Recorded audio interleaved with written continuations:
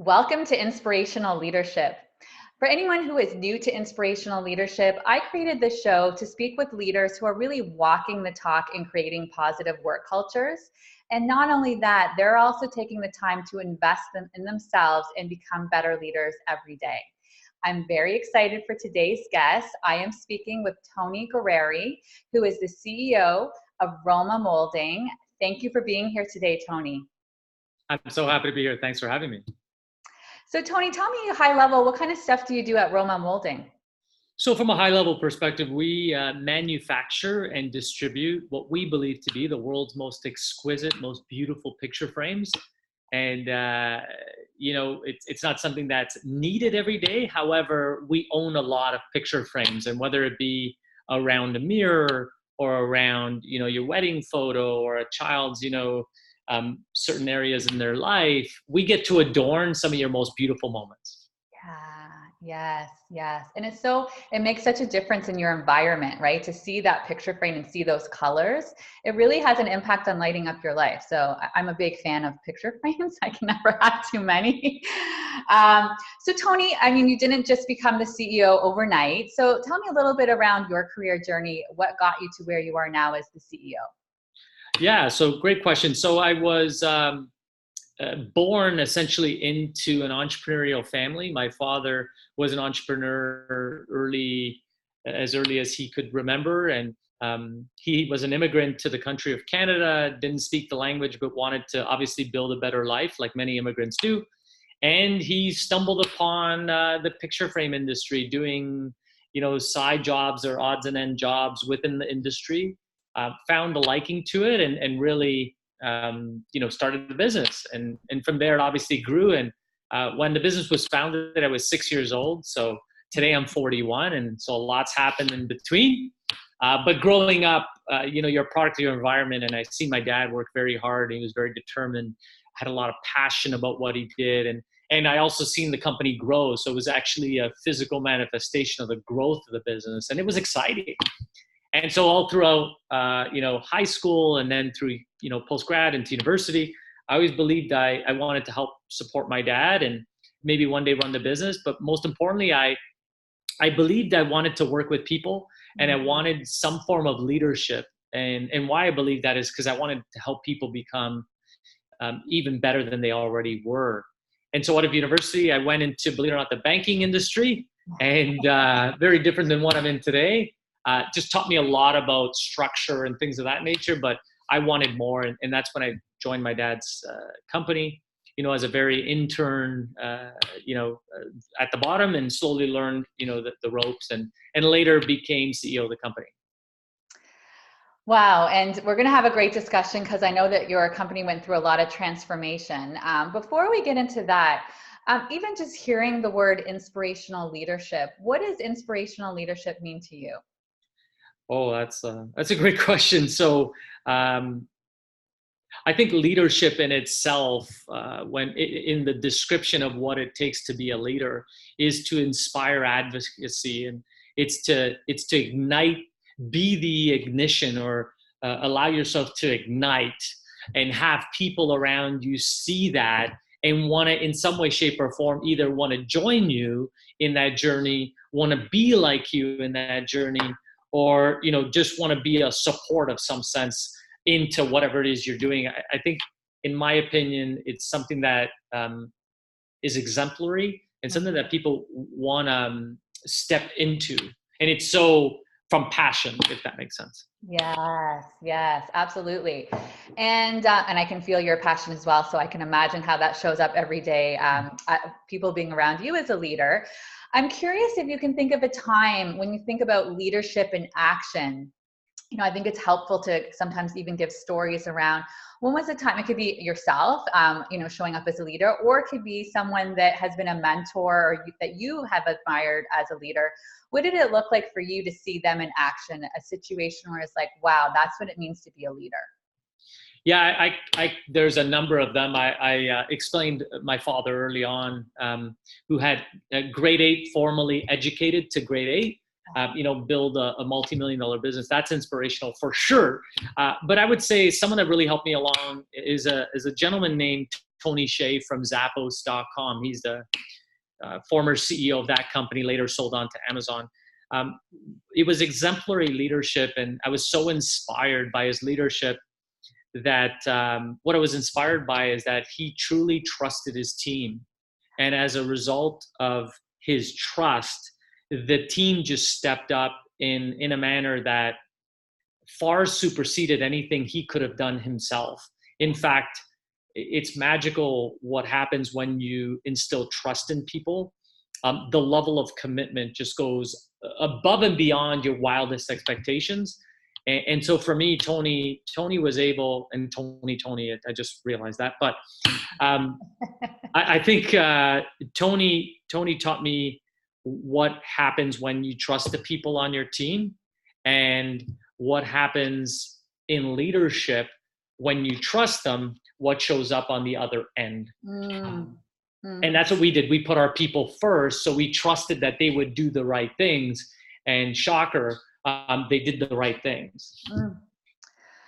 Okay, so this is where we're really going to get into it and dig in, because you and I are very passionate about this, what it looks like to put people first. And it is a huge return on investment, and there is a lot to show the business case, but sometimes people don't really believe it. They want to hear examples. And I know you personally, with Roma Molding, there was a time where some big transformation happened in the organization.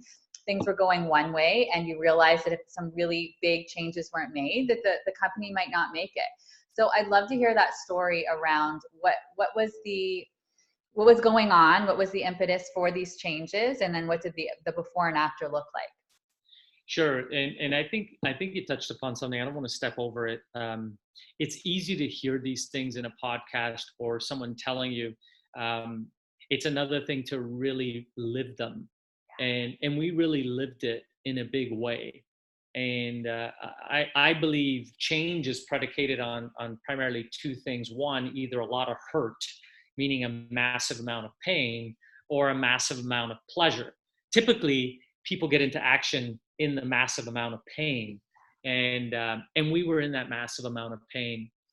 We had lost our way. It was the global financial crisis. People didn't need picture frames. In fact, that was probably the least thing on their list to buy. They were interested in buying, beer, liquor, TVs, things to take their mind off the realities of the world. Yeah. Well, people stopped purchasing picture frames, and our company, our leadership, our philosophy, our objectives didn't work anymore. And we had lost our way. We had become bewildered, and I was guilty as part of that. And under that, leads to fear, and fear has you not be focused and cognizant of what's transpiring. You're more reactive. Yeah. And as a result of fear, we started changing leadership style. And it was a leadership style of my way or the highway, and versus a leadership style of, as you've indicated, inspirational leadership. We were the polar opposite of inspirational leadership. And what happens in that environment, you can attest to. The great people in your business, the foundational people, the people who believe in you at the highest level, they're the first people that take a pulse as to what's happening, and 9 times out of 10 they eject the business. And in our case, they ejected, and we were left with people who, in many respects, love pain. They thrive in pain, and not in the good way. They just are those type of people. And the pillars were gone. And if you think of a house or a structure without proper foundation, over time, a few windstorms, the house is going to be blown away. Well, ours was on the verge of being blown away, unfortunately. Yeah. And what did you do to transform that? And so, it was a tumultuous time. And when you're in fear, you don't know where to look. And I'm a big advocate of success leaves clues. And that's when a friend of mine introduced me to a company, just the concept of a company, over dinner. And it was a concept of a company that put their people first. And as a result of putting their people first, their people then put their customers first. And that exemplary leadership flowed into the team, which then flowed into the partners or customers. And then that wheel kept turning. And that company was Zappos.com, which led me later to meet Tony Hsieh and to have a genesis of even believing what's possible, because I truly didn't believe, even after I read the book and watched the things online, I didn't believe it was possible until I actually physically went to their location and felt something.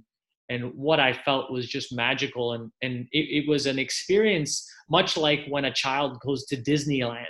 Although there are different theme parks, there's a different experience when you go to Disneyland.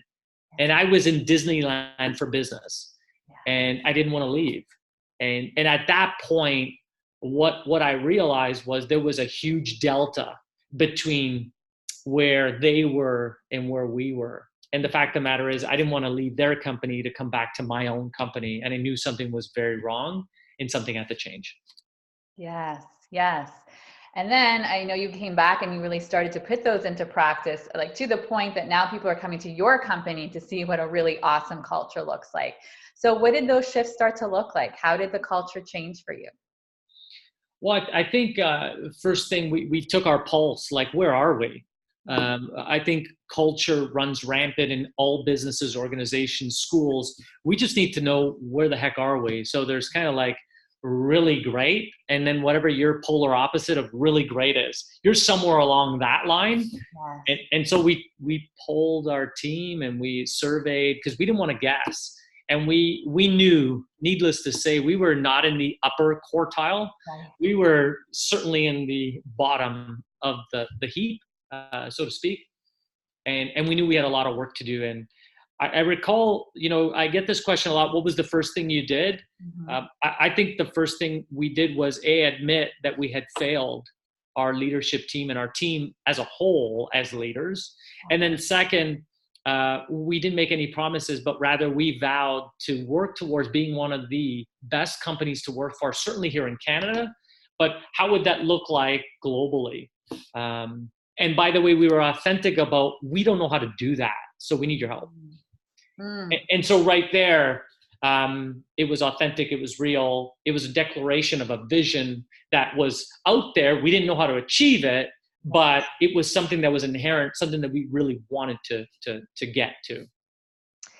Yeah, I hear so many things with what you just said there. One is like really getting clear on that vision and that purpose and where you're going and rallying everybody around that. I also heard you saying taking responsibility and taking ownership for some of the gaps that existed and saying, hey, I admit this is what was going on and this is what we want to do better.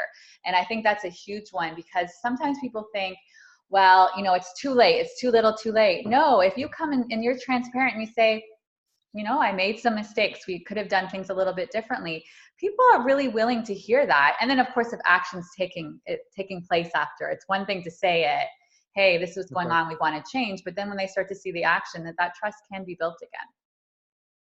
Yeah, we were very intentional on any commitments going forward, because it was uncharted territory, and we made that very clear. We created a vision out there that we didn't know how to achieve, but at the very genesis of it, I think you're absolutely right. I think what was pivotal for us was admitting our failure. And what have been, and I like to think of other individuals who might be listening to this podcast and just think, what are some of the baby steps we can start to take? I think a good place is, let's just take a pulse first and see where things are at. But when you think about those quick wins in terms of some of the culture piece, what would you recommend for those 2 or 3 things that can have the biggest impacts? So 2 or 3 things. So it's a great question. I'm a bit reluctant, but I'll share, because the 2 or 3 things, it depends where are you on the scale. For sure. I mean, we have some really cool objectives that work really well here at Roma. Not sure how well they would work elsewhere. What I would tell you is some 3 things that I would be intentional about is being intentional about listening and then acting. It's one thing to gain or listen and gain the knowledge of what the team wants.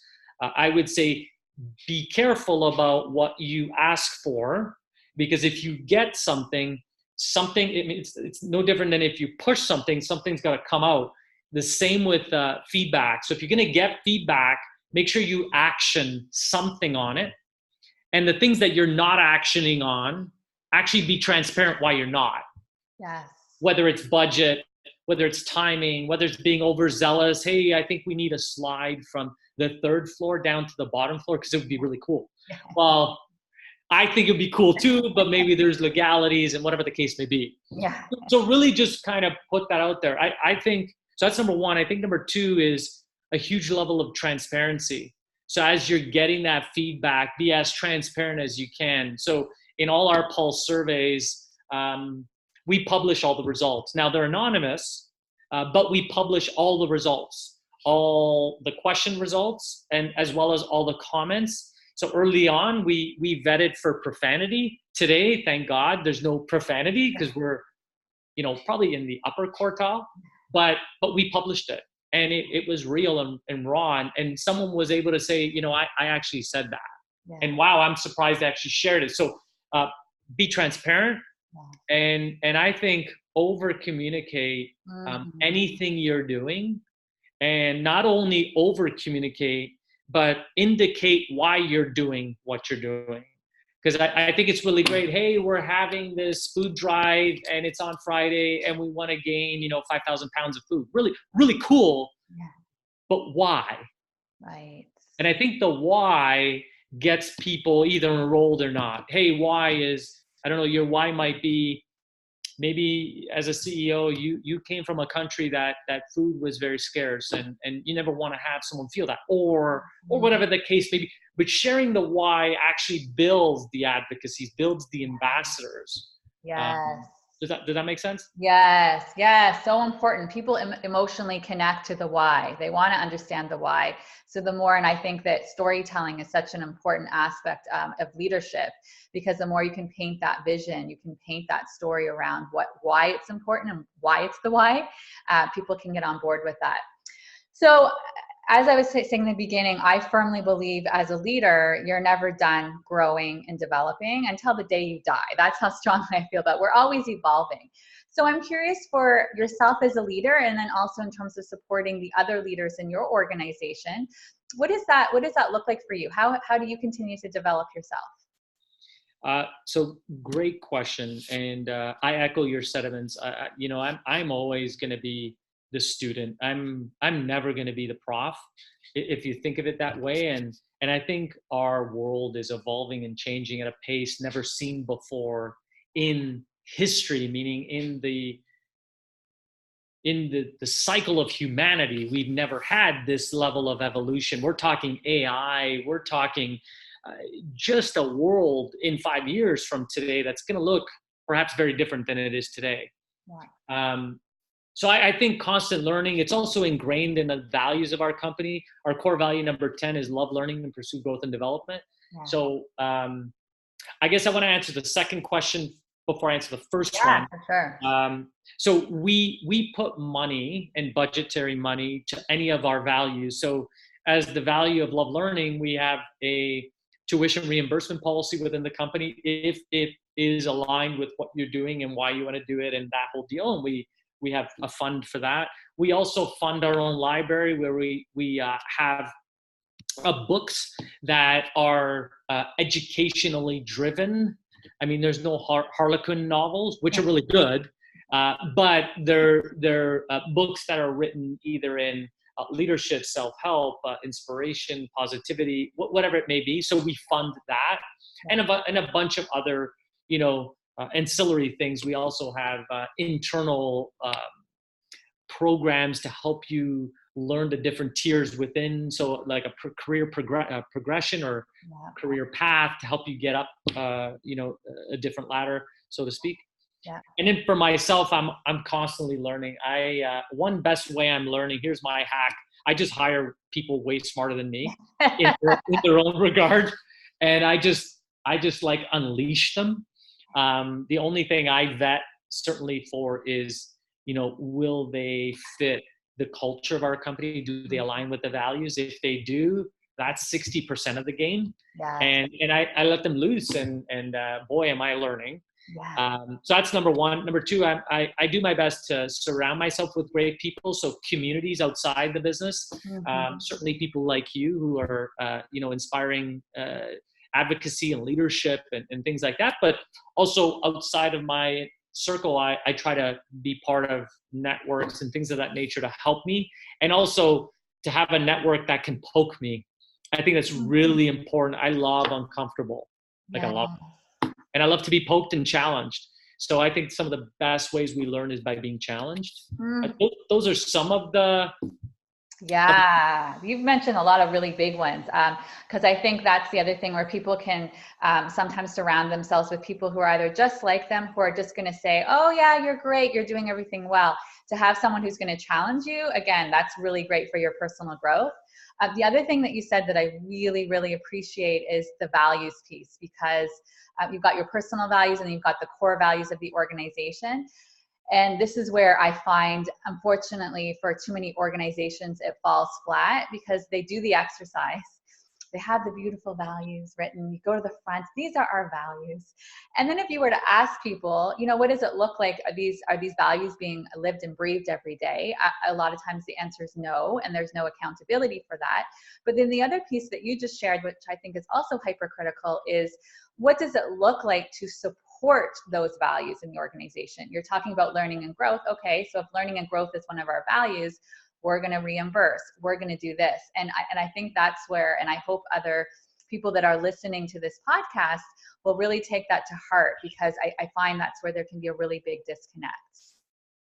And I think to that point, people will either believe if they're authentic or not based on the actions you take. They're really great, and we could probably frame them up probably the best way possible in the world. We own a frame company, Yeah. but I think people know them to be inherent in our business because we, as much as we can, either put money to them or action them. And while I want to premise we're not perfect, there is no perfect, but people can feel the authenticity of you, at least the attempt to do it. And I think over time, people are watching, and if your attempts over time are all geared towards that, then they start to take on a life, a soul. So that value of learning actually becomes ingrained because, you know what, they tried 5 things, 3 of them failed. That's okay. But these 2 really went skyrocket. Like, way to go. Yeah. Yeah. So you shared in terms of the transformational journey of the company, and some of your personal transformation in that you started to see the culture a bit differently. What has been some of for your own personal lessons? What's one big lesson you've learned about yourself in terms of how you show up as a leader? And I always like to share some of the things, like not necessarily failures, but things that you've learned about yourself through feedback, because I think it's helpful. That's also the humility piece, right? We can always grow through feedback. What has been a big lesson for you? I think so. Assumptions are the devil.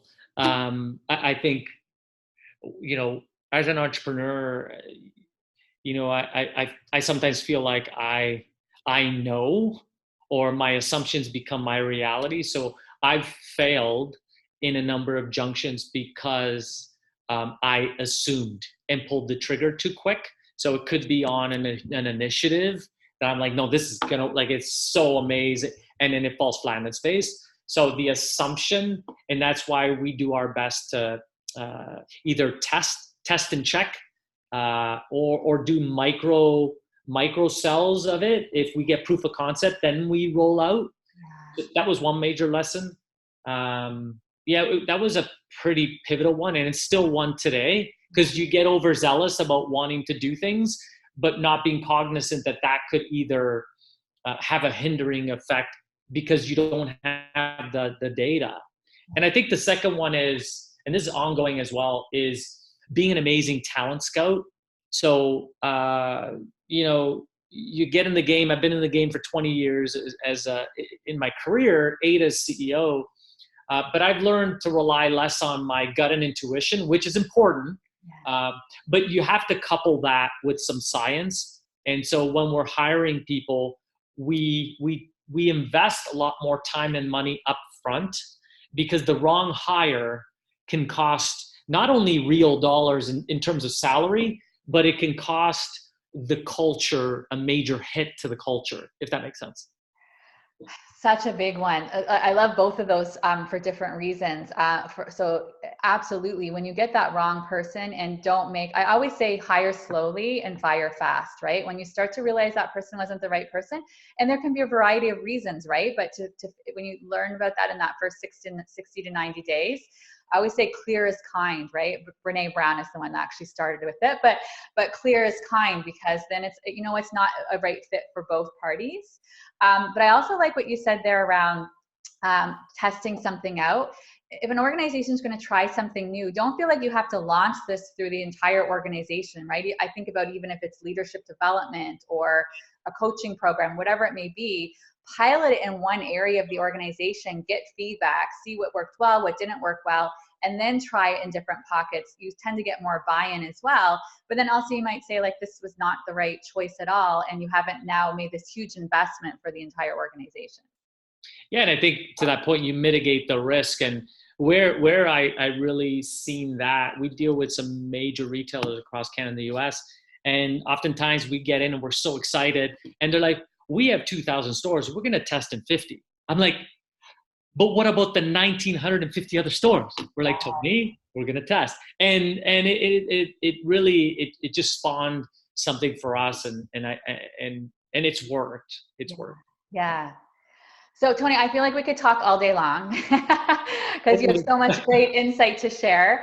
But I just want to say thank you so much for taking the time to share all of this wonderful insight with our viewers today. Well, thanks for having me. It's been a true pleasure. You're a gem of a human to be doing something like this, and I'm honored to be on the show. So I really appreciate it. Thank you.